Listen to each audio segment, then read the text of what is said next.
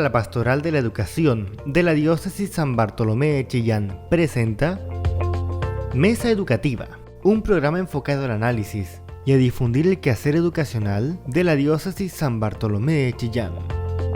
Bienvenidos. Bienvenidos a un nuevo programa Mesa Educativa. Increíble, Camilo, pero ya llegamos al número 10 de estos programas que vamos realizando cada 15 días aquí en Radio El Sembrador y con todas las radios amigas que son también católicas de nuestra región de Ñuble. Tenemos hoy día un tema sensible para tocar, distinto quizás a los demás, pero sin duda muy relevante para todos nosotros. Hoy día vamos a conversar con dos invitados que tenemos acá, que ya los vamos a conocer, pero el tema fundamental es hablar, conversar en qué está el tema de la prevención de abusos en nuestra diócesis. Entonces, les quiero presentar, antes que todo, a nuestra invitada hoy día, Paulina Benavente, que es psicóloga, máster en psicopatología, además es integrante del Consejo Diocesano de Prevención de Abusos desde el 2015 y también actualmente se encuentra dentro del Consejo Nacional de Prevención de la Conferencia Episcopal. Bienvenida, Paulina. Muchas gracias. Paulina, no te habíamos tenido acá la oportunidad de conocer, pero tú has trabajado también en el ambiente diocesano en otras cosas, ¿verdad? Sí, bueno, estuve durante algún tiempo en colegio, estuve como psicóloga, también como directora de un colegio, miembro de alguna fundación de educación también de la diócesis y ahora ya hace varios años en este tema de prevención y de atención de víctimas. ¿No un tema que sea fácil de tratar de repente?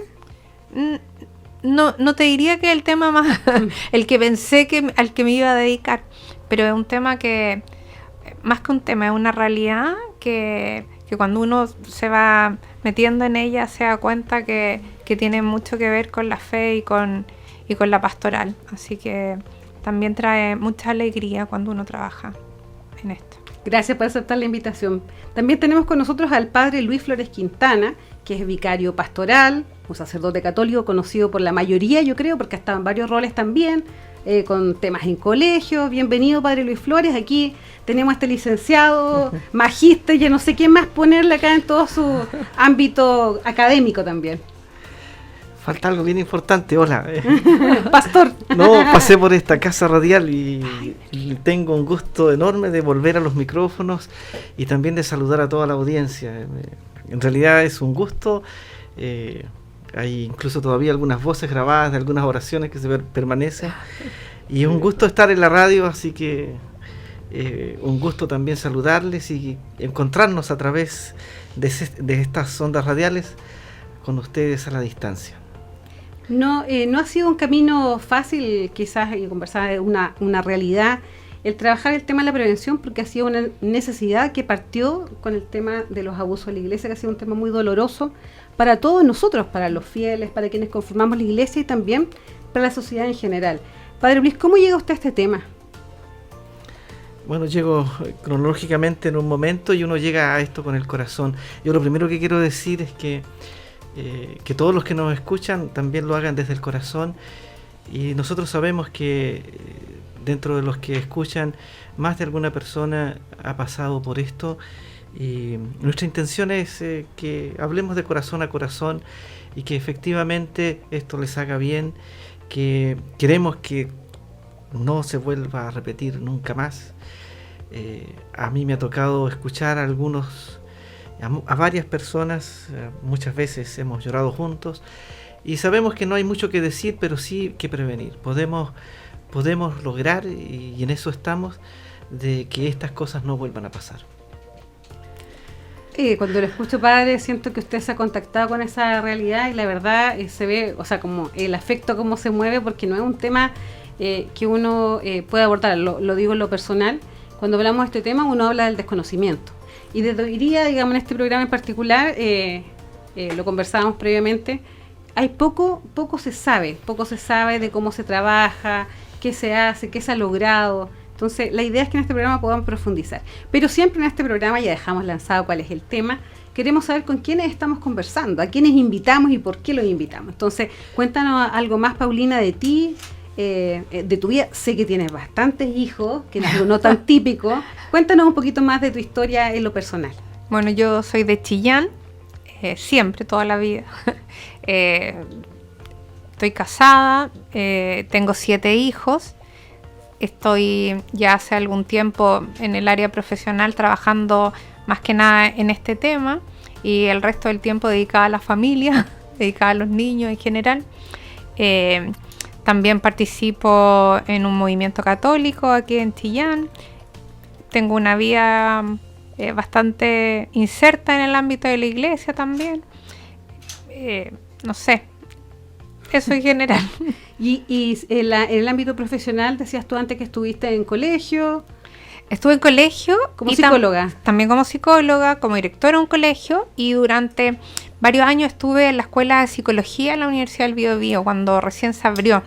Ahí estuve trabajando, el padre José Luis Ser fue el gestor de esa Escuela de Psicología y nos convocó a trabajar algunas personas. Yo venía llegando a haber hecho un doctorado en España y me inserté ahí en la universidad. Estuve alrededor de 6 años, 7 años en la Escuela de Psicología. Y trabajando también en el ejercicio libre de la profesión. Excelente.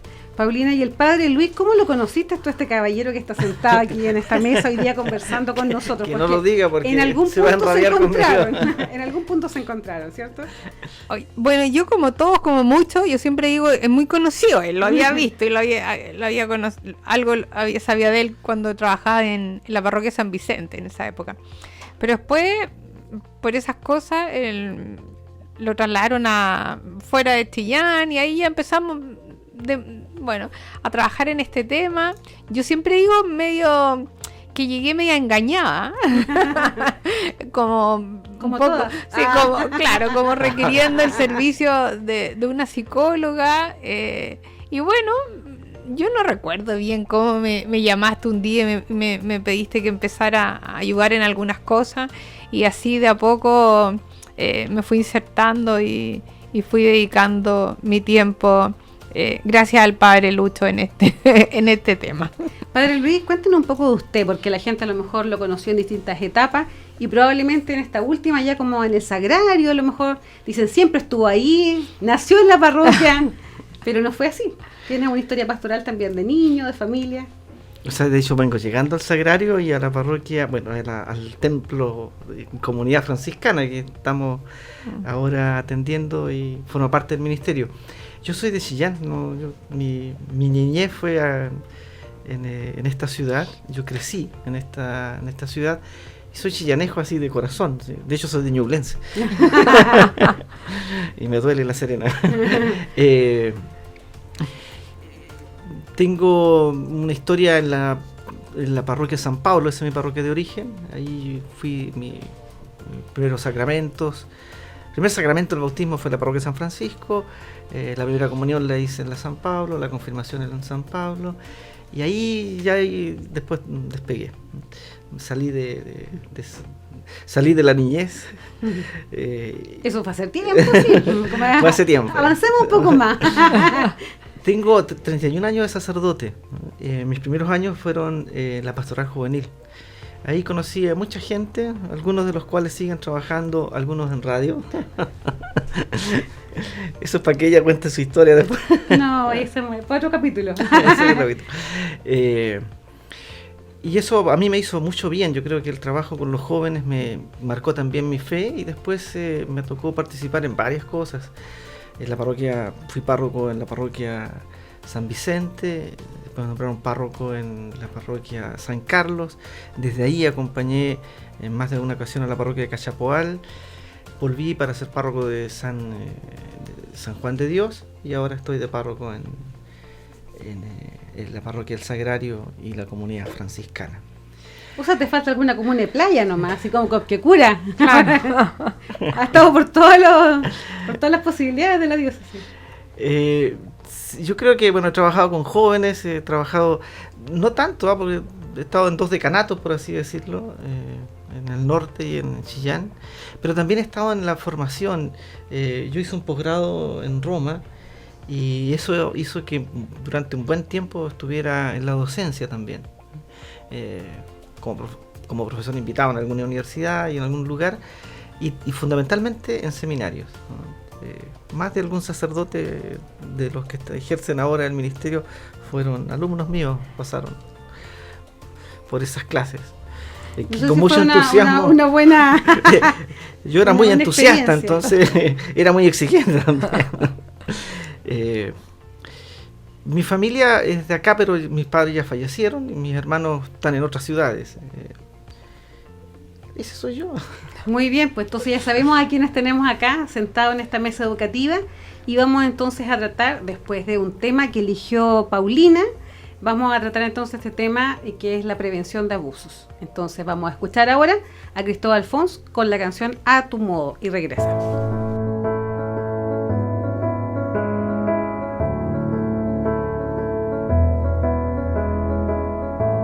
Jesús, al contemplar en tu vida el modo que tú tienes de tratar a los demás, me dejo interpelar por tu ternura, tu forma de amar nos mueve a amar. Tu trato es como el agua cristalina que limpia y acompaña el caminar. Jesús, enséñame tu modo de hacer sentir al otro más humano, que tus pasos sean mis pasos, mi modo de proceder.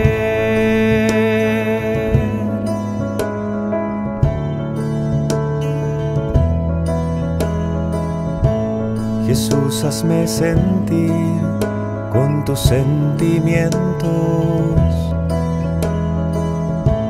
mirar con tu mirada, comprometer mi acción, donarme hasta la muerte por el reino, defender la vida hasta la cruz, amar a cada uno como amigo y en la oscuridad llevar tu luz. Jesús, enséñame tu modo de hacer sentir al otro más humano, que tus pasos sean mis pasos, mi modo de proceder.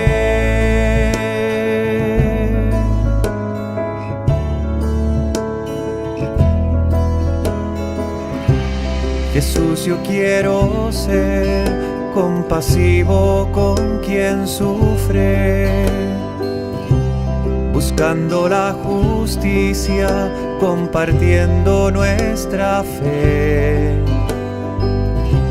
que encuentre una auténtica armonía entre lo que creo y quiero ser.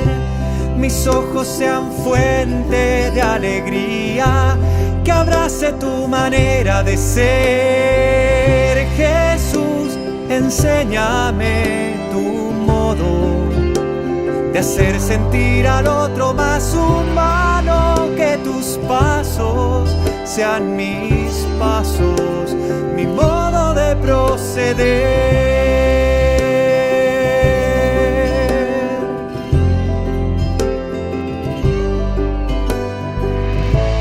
Quisiera conocerte, Jesús, tal como eres. Tu imagen sobre mí es lo que transformará mi corazón en uno como el tuyo, que sale de sí mismo para dar, capaz de amar al Padre y los hermanos, que va sirviendo al reino en libertad. Jesús, enséñame tu modo de hacer sentir al otro más humano, que tus pasos sean mis pasos, mi modo de proceder.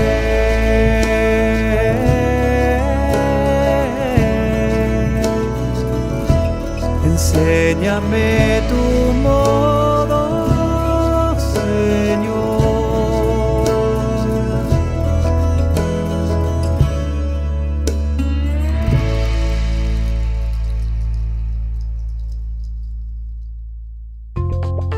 Volvemos entonces aquí en Mesa Educativa y extrañan seguramente a alguien que no está presente hoy día. Don Fernando Molina se encuentra en una actividad en su colegio, así que lo lamentamos que no esté, porque la verdad es que nos da un súper buen aporte acá nos hemos acostumbrado con él, ya somos una buena dupla, así que hoy día vamos a hacer lo que pueda para que no se note la ausencia de don Fernando. Así que un cariñoso saludo para él también y siempre agradeciendo su presencia. Aquí ha estado en casi todos los programas. Y volvemos entonces con este tema de la prevención de abusos en este contexto eclesial, porque también la prevención de abusos se ha dado también en el contexto nacional, ¿verdad? Le comparto esto a los invitados, porque se ha trabajado este tema también en ámbito desde el Ministerio de Educación, en otros espacios. Hoy día también el registro civil te da un papel, un certificado de trabajo con niños. O sea, hay varias cosas nuevas en esta última década que se han impulsado a partir de la prevención. Entonces, les quiero preguntar, Paulina, precisamente a ti de tu profesión, entender un poquitito, porque cuando se habla de abuso hay dos como grandes líneas, que uno es el abuso de poder y el otro el abuso sexual. Saber cuál es la diferencia, dónde están los límites. Bueno, cada vez que estamos hablando, aquí hay un juego de palabras un poco, ¿no? Cuando hablamos de abuso sexual, siempre estamos hablando que detrás hay un abuso de poder. No siempre que hay un abuso de poder hay un abuso sexual.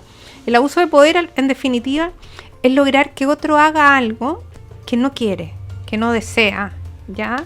Y se da en un contexto generalmente de asimetría de poder. Hay alguien que tiene más, no sé, puede tener más beneficios, puede tener incluso más porte, pueden haber distintas situaciones que hagan que el otro esté en desmedro ante él.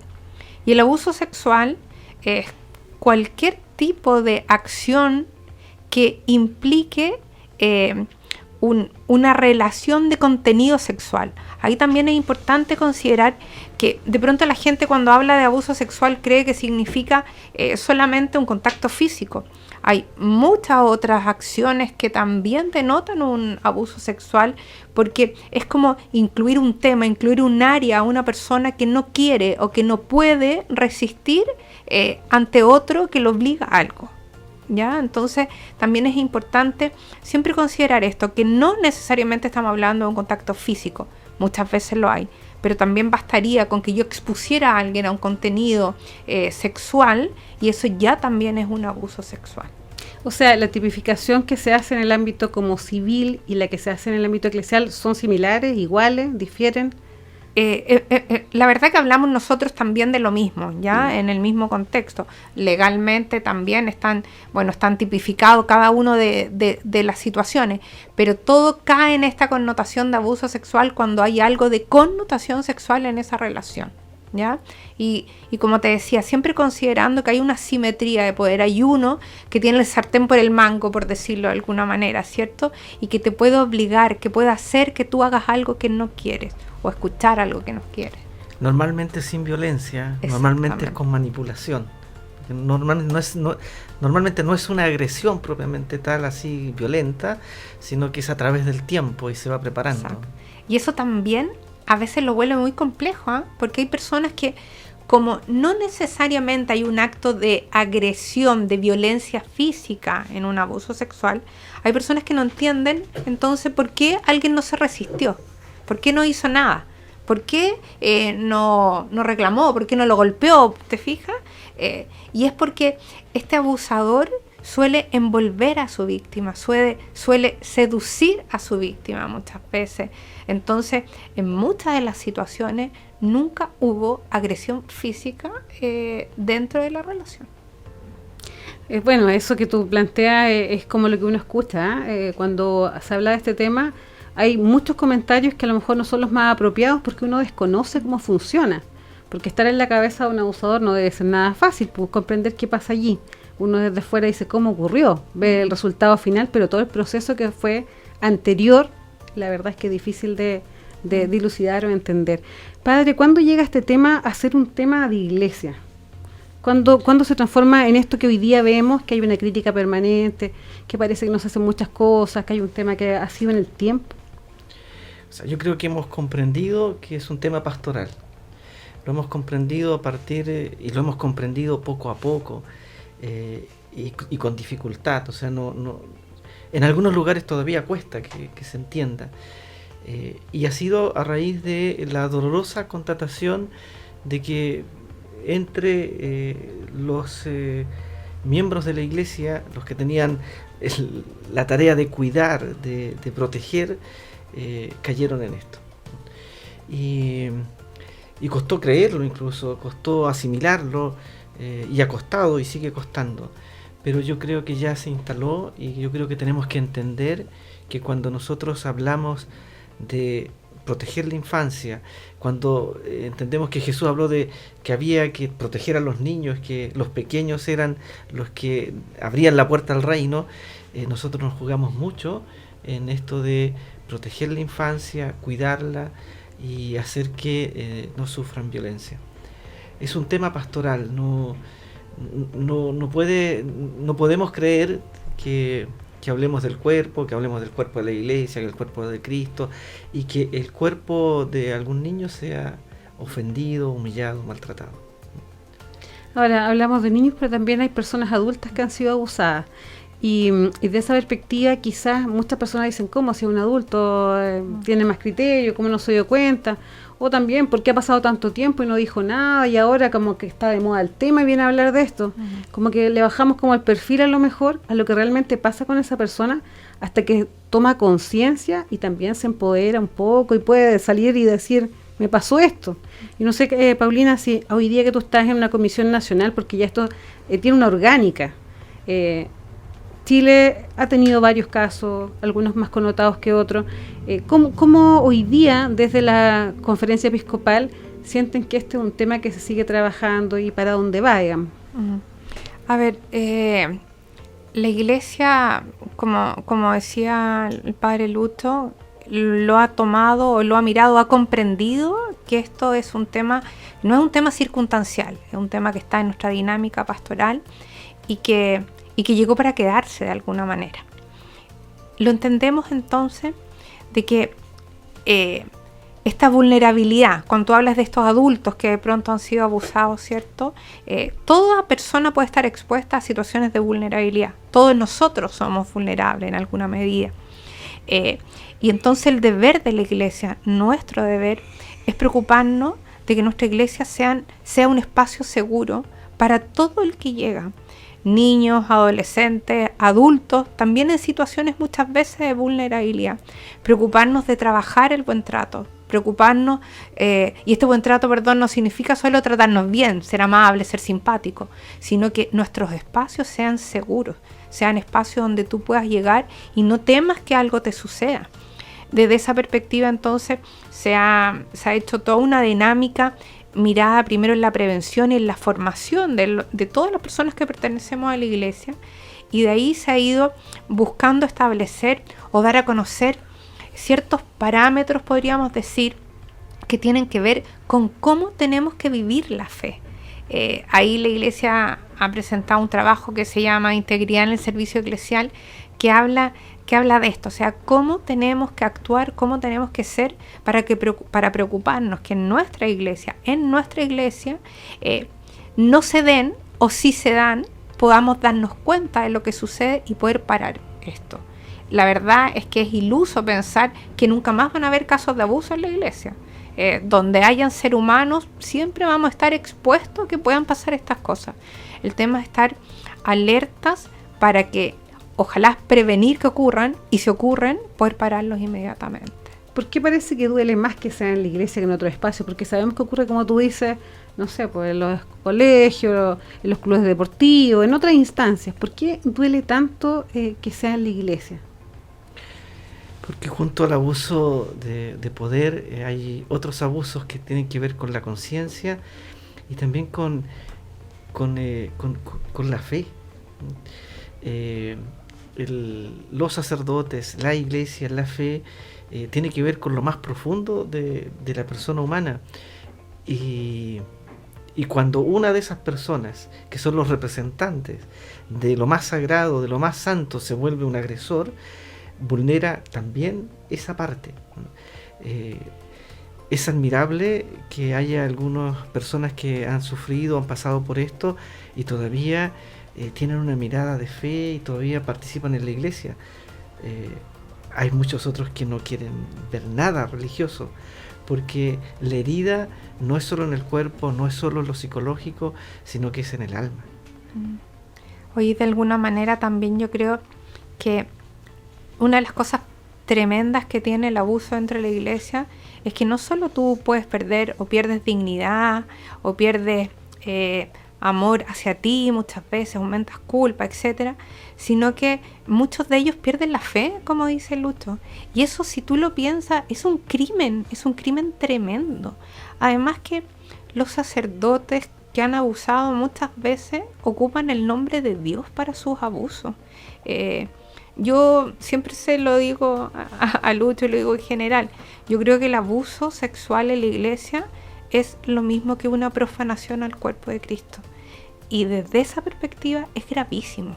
Entonces, y la iglesia no es un lugar donde tú vayas para que te vulneren.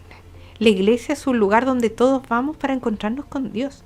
Entonces, claro que es más grave porque el deber y la responsabilidad que tenemos en la iglesia es mucho más grande y profundo. Ahora, esto también ha impactado a los jóvenes fundamentalmente, a las familias. Hay un trabajo grande que hay que hacer de reconstruir ese tejido de confianza. Nos pasa también, hemos escuchado a algunos sacerdotes que están en nuestra diócesis y que dicen: yo prefiero no trabajar con jóvenes porque hoy día está complicado no hablar mucho de este tema. O sea, hay todo un contexto en que también se mira con sospecha a todos los sacerdotes sin que esté la mayoría involucrado, y eso también es triste porque su ministerio sufre, ¿cómo se puede decir? Como que le cortan un poco su forma de relacionarse. Pero es un camino también equivocado, y yo creo que como iglesia también en algún momento no supimos afrontar bien y empezamos solo a castigar, y claro, eso no nos da cuenta de la hermosa labor que la iglesia siempre realiza, y que además, si lo que más se necesita para alguien así es espacio de confianza, espacio de transparencia, espacio de verdad. Entonces, y es curioso, porque aquí se da un círculo virtuoso. Este tema es doloroso. Este tema es difícil, es incómodo, e incluso si, yo creo que le pasa a cualquier persona de otro ámbito, si empiezan a hablar que en tu gremio pasan estas cosas, tú puedes sentirte como agredido, pero no estamos hablando de todos, ni estamos hablando de ti, por así decirlo. Estamos hablando para que este tema no vuelva a ocurrir, y si hay algo que ayuda en la prevención es que se hable, fíjense que el abuso, una de las cosas que provoca precisamente, o que maneja en el entorno, es que se acalle, que se provoque silencio, o que se provoque ceguera, que nadie se dé cuenta. Yo recuerdo una mamá que se tomaba las manos a la cabeza y decía: pero ¿cómo esto pasó en mis narices? ¿Cómo nunca me di cuenta? Y esa mamá había caído en la misma trampa que caen muchas personas, que efectivamente hay un abuso de confianza, y entonces es imposible creer que tal persona va a cometer esto, o tal atrocidad. Y claro, si para cometerlo normalmente lo primero que se genera es un espacio de confianza en donde parece que imposible que tal persona cometa ese abuso. Por eso que hablar del tema y después tratar las cosas por su nombre. O sea, hay cosas que no se hacen, ¿sí? Y hay cosas súper básicas que no se hacen. Tocar ciertas partes, saludarse tocándose, decir ciertas expresiones, acercarse demasiado. En estos momentos, por ejemplo, mantener contacto en redes sociales en la madrugada con adultos, o niños, o jóvenes, o adolescentes con adultos, a veces desconocidos. Esas cosas no corresponden. Si pasan, no puedo decir que sea malo, pero son el camino para pavimentar. Hay unos límites que hay que respetar. Hay límites que hay que respetar, sí. Bueno, quisiera preguntarles, porque en el caso de que una persona haya sido abusada y no sepa a quién acudir, cómo decirlo, ¿hay un lugar, un teléfono, una persona que los acoge? ¿Cómo funciona? Bueno, primero, en Chile yo creo que algo se ha hecho. Se ha hecho a nivel civil y se ha hecho a nivel de iglesia. Tanto, y hay que decirlo, particularmente las policías tienen protocolos. Les pasa lo mismo a las policías que a nosotros. De repente, si tú te roban el celular, te atienden inmediatamente. Pero si tú les dices una de estas cosas, como que dudan más. Pero hay protocolos y hay personal especializado. los ¿Te colegios... refieres, perdón, Padre Luis, te pero refieres dice a que... Investigaciones y Carabineros Ya, de Chile. no, sí. pero te refieres a que, claro, que es más fácil comprobar, se llevaron un objeto concreto, entonces todo otro requiere a lo mejor de testigos, de testimonio, ¿cómo funciona? Mira, pero hay protocolos. Ya. Es decir, es que lo que pasa es que a todo el mundo le cuesta creer. Y ahí yo creo que todos tenemos que hacer el esfuerzo de que, a ver, uno tendría que preguntarse, ¿y esta persona qué gana con decir que le pasó esta cosa? Uno dice, nada. Es más, lo pierde. O sea, tiene que ser muy valiente para que diga que le pasó esto. Entonces, lo más probable es que sea verdad. Yo creo que hay que partir con esa confianza de que me está diciendo la verdad.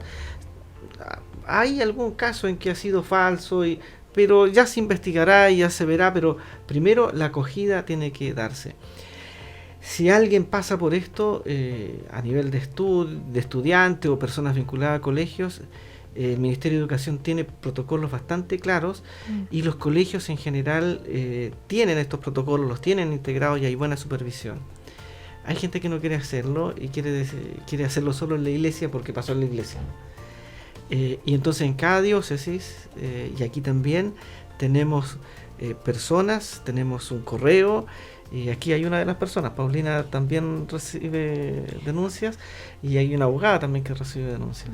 Tenemos un correo acá en la diócesis que se llama escucharchillan@gmail.com, y también a través de ese correo, bueno, se envía y se contacta inmediatamente a las personas que quieren conversar muchas veces, que quieren conversar, no necesariamente la víctima, a veces puede ser alguien que sepa de la situación.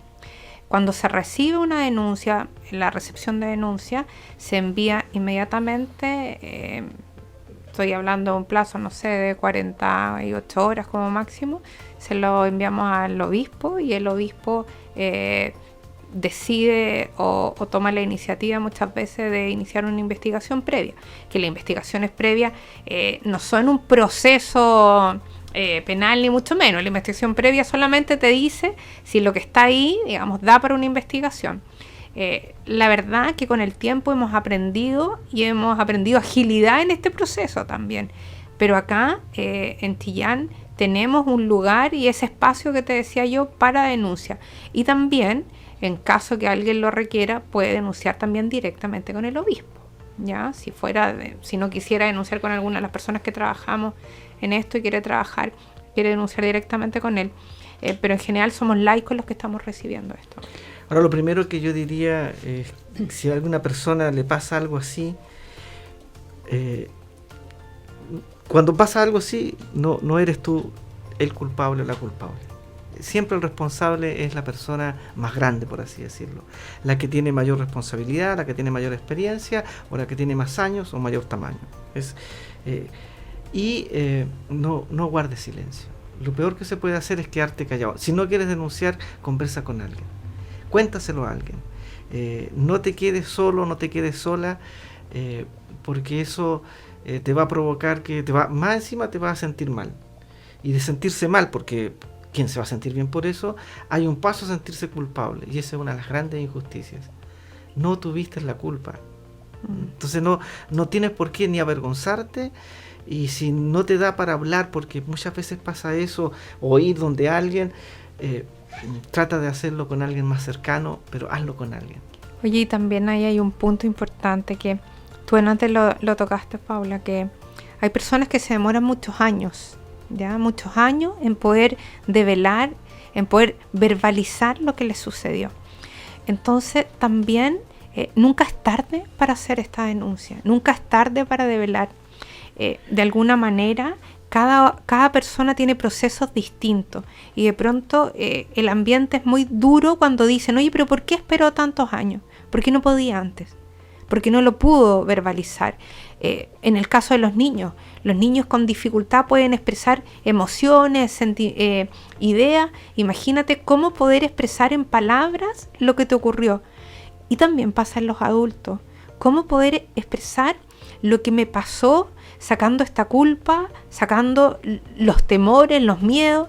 Entonces lo habitual es que no sean inmediatas las denuncias, y animar a las personas que nunca es tarde para poder reconstruirse, para poder mirarse y para poder señalar estas situaciones. Oye, me dejan bien como en silencio, y no soy de pocas palabras, pero la verdad es que uno se pone en todos los lugares, en el lugar del que viene a contar su realidad, lo triste que le ha pasado, pero también en el lugar de ustedes que acompañan, porque también requieren de tener una fuerza interior, poder reconstruir también su propia historia a partir de la historia de los demás, preguntarse cosas. Yo creo que uno no queda muy como si no pasó nada, porque no es que le estén compartiendo, no sé, pues una aventura del fin de semana, del club de deportes, que ganaron es una cosa vital. Entonces, hay que prepararse para esto. Yo entiendo que ustedes también tienen una preparación hoy día, claro, la academia les da, pero también en la espiritual, no sé, porque ¿en qué te apoyas tú cuando ves una realidad como esta, permanentemente o cada cierto tiempo? Y si hay alguien que trabaja en esto, y en Chillán hay muchas personas que trabajan, no en el ámbito eclesial, también en abusos, porque los abusos se dan en muchísimas partes, les aconsejamos lo que hacemos nosotros. Hay que cuidarse entre nosotros. Ahora, si el abuso dentro del ámbito de la iglesia es más grave porque afecta la fe, también desde la fe uno tiene que saber mirarlo. Y para mí, yo varias veces cuento, cuando tengo la oportunidad, cuento esto de que centrarse siempre en Jesús, que no solo que puso a los niños como modelo, sino que su vida, su historia, su entrega es la que nos va a dar fuerza. Ahora, ¿cómo le va a dar fuerza a alguien que ha pasado por esto, que siempre se siente culpable, que se siente sucio o sucia, que no le quiere contar a nadie? Hay un texto de Mateo 25 que dice Jesús, cuando me vieron desnudo, y hay una persona, una víctima sobreviviente que dice, mira, esto me impactó a mí, yo estudié ese texto, y ¿cuándo vimos desnudo a Jesús? Y esa persona dice, lo compartió con nosotros, que empezó a preguntárselo a otros, ¿cuándo vieron desnudo a Jesús? La respuesta está en el mismo evangelio. Antes de crucificar a Jesús, y antes de eso también, en más de una ocasión lo desnudaron delante de gente, y lo desnudaron soldados, y los soldados lo desnudaron para exponerlo y para burlarse de él, y lo crucificaron desnudo, aunque en las cruces aparece con un trapito. A Jesús lo crucificaron desnudo porque esa era un castigo de guerra humillante, y era una práctica de humillación y de ultraje. Una de estas sobrevivientes dice, nunca me había imaginado eso. Y cuando vi a Jesús desnudo, me di cuenta de que Él era inocente. Y cuando me di cuenta que Él era inocente, pude ver mi inocencia, que nunca había visto. Entonces, cuando alguien te dice eso, dice, pero volver a Jesús, volver a la radicalidad de Jesús, es lo que mejor nos va a ayudar a nosotros. Oye, esto es un programa de radio, me dejáis sin palabras, ¿qué hacemos? Yo creo que vamos a hacer el corte del bloque al que viene. No elegimos canción, Padre Lucho, sí. No elegimos canciones, basta con esto. Yo creo que vamos a dejar que Camilo nos sorprenda con una canción. Así que vamos, Camilo, contigo, y volvemos al último bloque.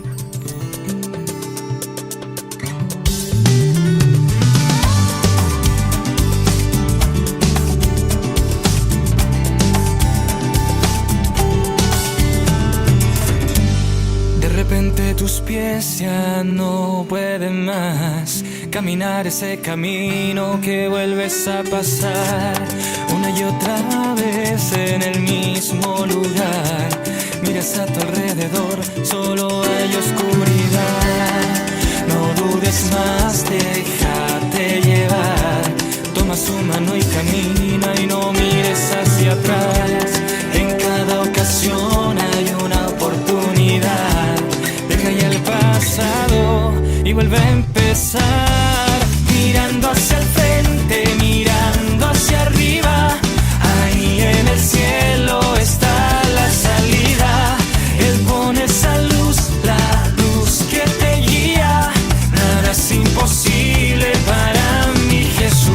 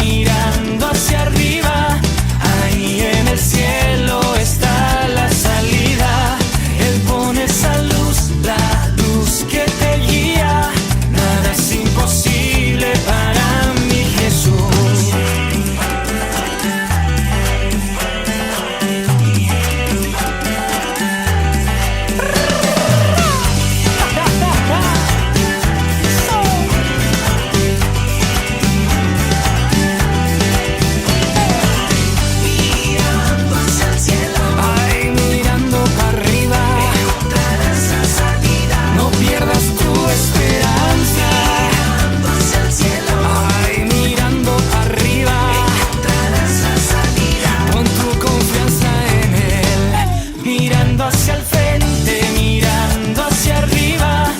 Ahí en el cielo está la salida. Él pone esa luz, la luz que te guía. Nada es imposible para mi Jesús.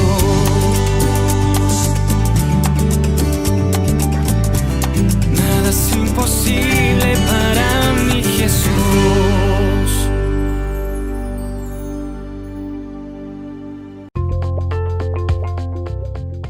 Bueno, regresamos a este último bloque, acá en este programa Mesa Educativa, que el tema de hoy ha sido conversar en torno a la prevención de abuso, y justamente eso queremos clarificar, también comentar que hay algunas actividades concretas, algunas oportunidades de formación y otras que se han ido trabajando en el tiempo también para prevenir, porque una cosa es lo que ocurre con aquellas personas que, como ustedes bien han nombrado, son sobrevivientes, lo que han vivido, lo que llegan, pero el ideal obviamente es que esto no ocurra, que podamos prevenir, y para eso hay personas que están en los distintos lugares y que pueden tener esa mirada, esa formación para poder detectar estos casos. Entonces cuéntenos un poquito cómo se está haciendo esta prevención aquí en nuestra diócesis. Bueno, a partir prácticamente del 2015, 2016, sí, ¿cierto? Se formó un equipo de prevención. Estas personas, lo que hicimos en ese momento fue formar a más de 3.000 agentes pastorales de la diócesis, entregándole formación básica para saber de qué estamos hablando, para todos entender qué es lo que es un abuso sexual, cómo se da la dinámica del abuso sexual y cuáles son las banderas rojas, las claves que podemos tener. Como las alertas. Exactamente, como para decir, oye, aquí por lo menos, si no está pasando, el ambiente puede ayudar a que suceda. Eso ha sido toda una formación que se ha dado durante estos años. Como te digo, han sido miles de agentes pastorales que están formados en eso y se sigue dando continuamente, ¿cierto? Se sigue un equipo de prevención trabajando y se siguen dando, y ya hemos ido avanzando en niveles de formación. La verdad que hay un trabajo, yo me atrevo a decir, bien sistemático y ordenado respecto a la prevención, entendiendo que la mejor forma de prevención es el conocimiento. Es saber qué es lo que es y cuándo y en qué situaciones se puede dar. Muchos se preguntan, bueno, ¿por qué yo no me enteré? ¿Cómo me puedo enterar? Bueno, pues ya se dieron cuenta en el programa, este tema no es fácil, es incómodo, se rehuye, y a veces uno simple y sencillamente no quiere oírlo, no quiere verlo. Pero en cada parroquia y en cada colegio, y cada parroquia y cada colegio tiene la obligación de tener una persona encargada de este tema, y la hay. Y en cada colegio y en cada parroquia, en algún momento del año les recordamos que todos tienen que hacer primero es una jornada básica y después se sigue la formación. La pandemia nos paró a medias porque tuvimos formaciones online. Sí. Estamos retomando de nuevo y tenemos que ponernos al día porque existe como reglamento así interno de la iglesia, y es que todas las personas, voluntarias o no, que trabajan en la iglesia, en lo que trabajen, tienen que pasar por estos cursos. Entonces no se sorprendan si en algún momento se sabe que tenemos esta jornada ya obligatoria. Y se trata de esto. Y vamos a conversar. En los colegios ocurre así, padre. En los colegios católicos, por lo menos, todos los auxiliares, asistentes de la educación, todos tienen que pasar por este curso básico de formación en prevención, y también los profesores de religión que están insertos en los colegios no confesionales. Y aquí en la radio también pasamos por ese curso, me estaba recordando. Sí. Yo les quiero recordar que los primeros que tuvieron el curso fueron los obispos. En la diócesis los primeros fueron los diáconos, los sacerdotes y las religiosas. Han llegado nuevos y seguimos dando el curso y los seguimos teniendo. Claro, se sigue reactualizando. La idea es que todos los años podamos ofrecer estos cursos y ya se están dando. Perfecto.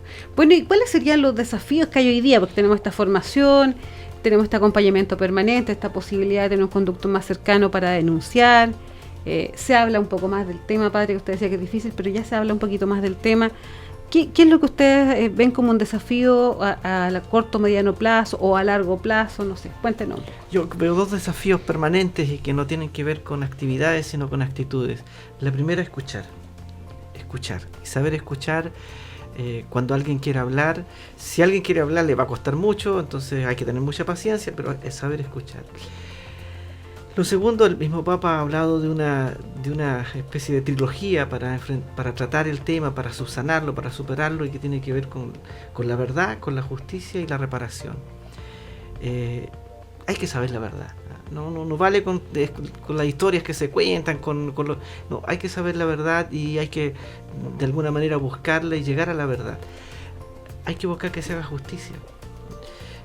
Pero no basta tampoco. Yo creo que junto con escuchar, hay que también buscar caminos de que esta escucha sea renovadora. Cuando una persona ha tenido alguna herida, le vamos a llamar herida, no es herida, ha sido un delito, ha sido violentada, pero eso ha provocado una herida de largo plazo, hay que sanarla. Y la sanación es también una reparación. Y eso tiene que ver con la persona, y la persona tenemos emociones, tenemos sentimientos, tenemos cuerpo, tenemos necesidades físicas, materiales, sentimentales, simbólicas, cognitivas, y la reparación tiene que estar en todos esos ámbitos. Yo suscribo absolutamente, pero también creo que hay un tema que es importante.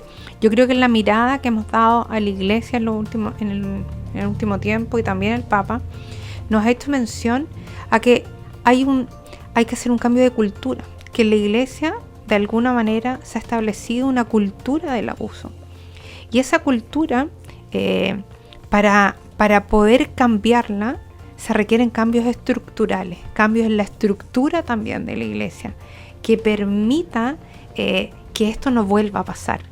Si seguimos haciendo lo mismo que venimos haciendo hace 2000 años, pocos cambios van a haber.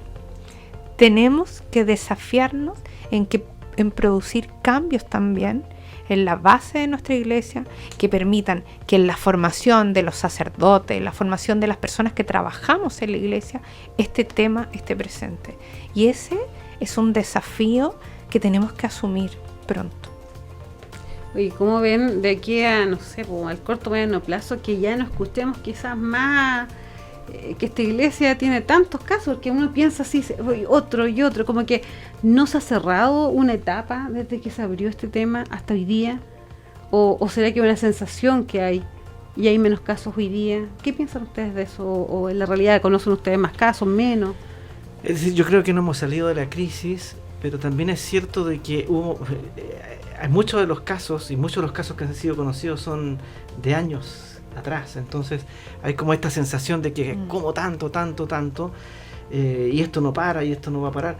Nosotros creemos, y Paulino lo decía, que habiendo seres humanos siempre tenemos que estar atentos, porque el ser humano es el que es capaz de lo mejor y también de lo peor. Entonces tenemos que estar siempre atentos y vigilantes.